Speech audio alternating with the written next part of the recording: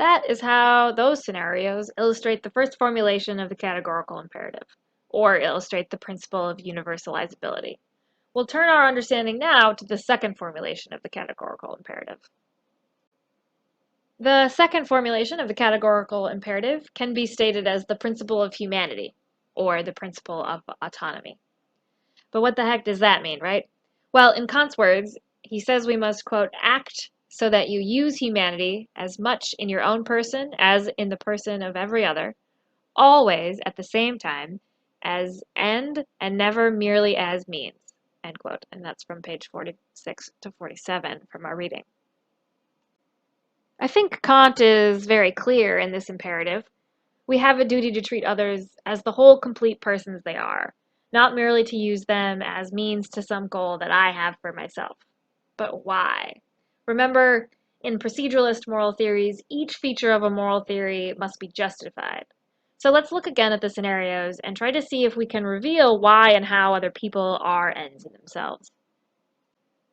In our reading of the person contemplating suicide, Kant writes, quote, if he destroys himself in order to flee from burdensome condition, then he makes use of a person merely as a means for the preservation of a bearable condition up to the end of life, end quote.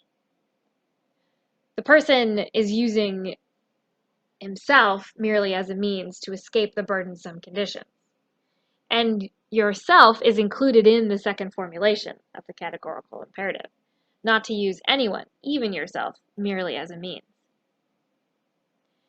Ending one's own life violates the second formulation of the categorical imperative because it violates the humanity of yourself.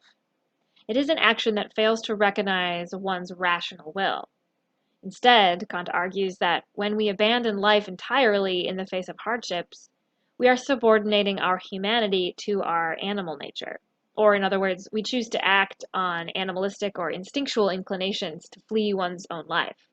And remember, the will, according to Kant, is a faculty we have that allows us to choose to act according to reason, not according to animalistic or irrational impulses.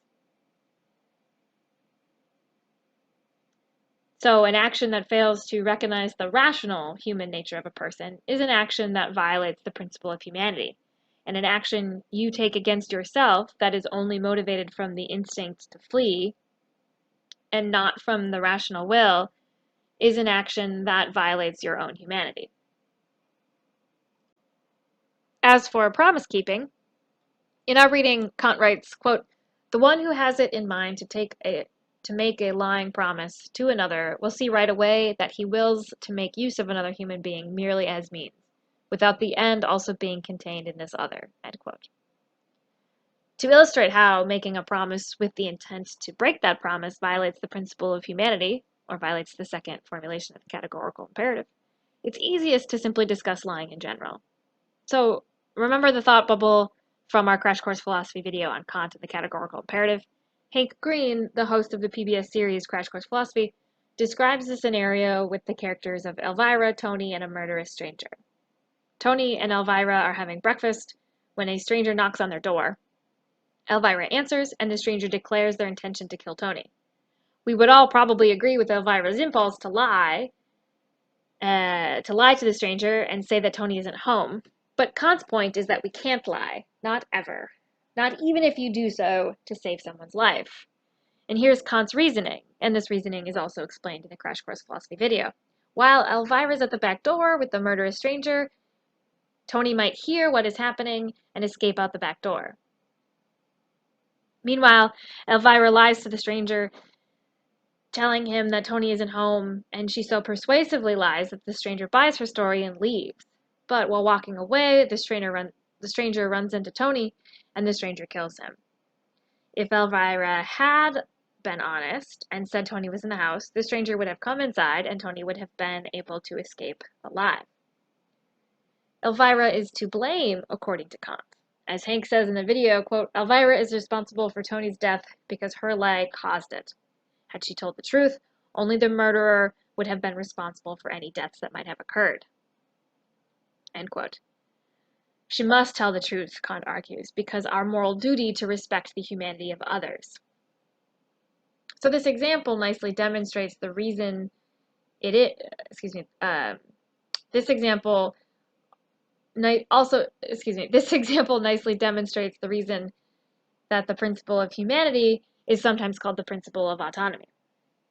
Autonomy is a trait possessed by rational beings. To have autonomy means to be self-governed, to have the ability to act on your rational will. We can also define it as the freedom to choose what to do. An autonomous choice is a choice one makes without being physically or psychologically coerced or forced, nor manipulated or lied into making it. An autonomous choice is a choice one makes entirely for herself with accurate, relevant information. Our autonomy imbues us with moral worth. For Kant, we are rational beings and thus ends in ourselves. We are ends in ourselves because we have the ability to set our own goals and to act autonomously towards these goals. We have these goals and values and interests of our own. We do not exist simply for some other being's use. So lying is never morally permitted because when we lie to other people, to other autonomous beings, we take away their autonomy. As Hank says in the video, quote, "If I'm being deceived, I can't make an autonomous decision about how to act because my decision is based on false information," end quote. So when we interact with others, we must morally keep in mind each person's status as an end in themselves. We can, of course, use people, and we do this all the time when we go to Dunkin' Donuts, when we hire a babysitter, when we ask for spare change or directions. Kant's point is that when we ask for help or offer payment for services, etc., we must do so while never seeing others as merely an instrument to our own goal, but recognize that they have their own goals, and they have to act towards their own ends as well. Or as the video says, right, quote, "Coffee mugs exist for coffee drinkers, humans exist for themselves."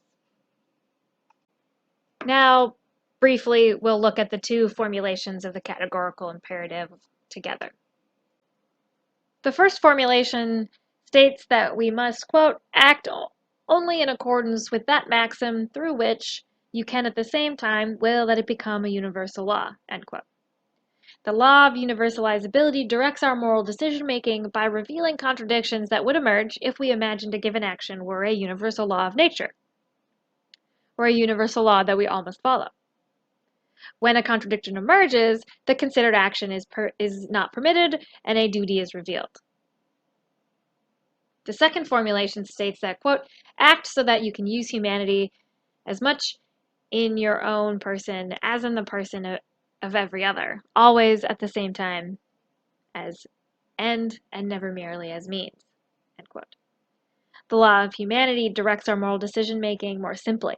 It states that all rational beings, so all humans, have moral worth on account of or because of their rational and autonomous nature, and thus we always, in all of our interactions, must recognize and respect other people as self-governed beings with their own interests, values, and goals. Here at the end, we have the identification terms to study for the midterm. Deontology, hypothetical imperative, first formulation of the categorical imperative, or the universalizability principle, second formulation of the categorical imperative, or the humanity principle, and scenarios 1 and 2 illustrating the categorical imperative.